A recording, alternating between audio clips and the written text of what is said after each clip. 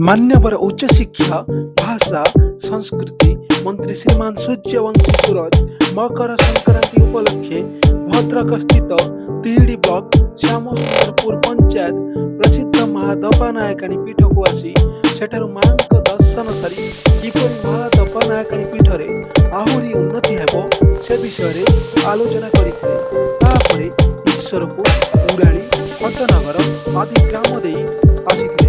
शताधिक लोक मान्यवर मंत्री को अटकाई निजर दुख जानिथिले।